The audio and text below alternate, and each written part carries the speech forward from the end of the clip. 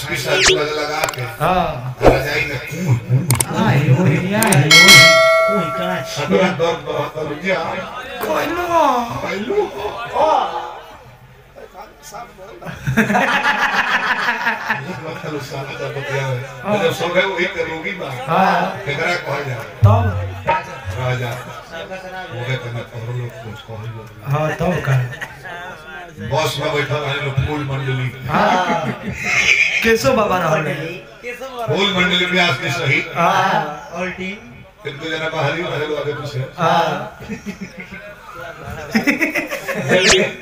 ये खुशी खाली रहते पायला हां अरे नाम में दोनों चौड़ीस हां लड़ा लगे सब हां हम बैठो हम भी बसबो तो खिसिया के दरोगा जी हां और ने चलिए बस खाली नहीं की पहुंच गया तो बाबा कौन ना खिसिया के होरे चले को देखा से रे सीटिया लेके अपने मुंह में हुर ले जो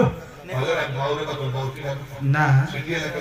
लगा ले जो यही कह दिया करा कर हां ए पाए ते पोसवे ले अपने मुंह में जो हुर ले अरे कौन के करवा पता सुना सा हसवा लेके हुर ले मुंह में हां अरे समाजी में बैठे लोग पैसेंजर लोग हां ये लोग आधा घंटे पर बैठे केशव बाबा दोन के बैठ गइल हां जने भैया बिल्कुल ना सत्य घटना उजर मैक्सी पहले रहली सही बात है जी हमें ना कपार में मैक्सी उजर मैक्सी जाते ना उजर कौन सी पहले को ना हम लोग नु पहले भी एक पहले मैंने भींज बता डायरेक्ट भूत नियर लगे मोबाइल की भूत लेका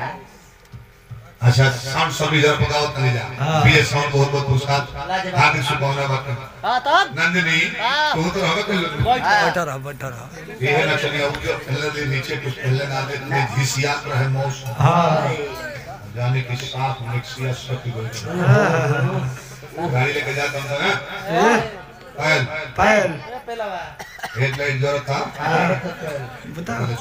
चुप रहो बिजली तरह बात करने क्यों जा रहा है बिजली हमारा बात पे जो है हां तारा बात पे जो है हां लोड तो पुलवे पर में पड़ा था अच्छा तो वोल्टेज बढ़ा के हां पुल ढाई दे के गांव भर लाइट बुझा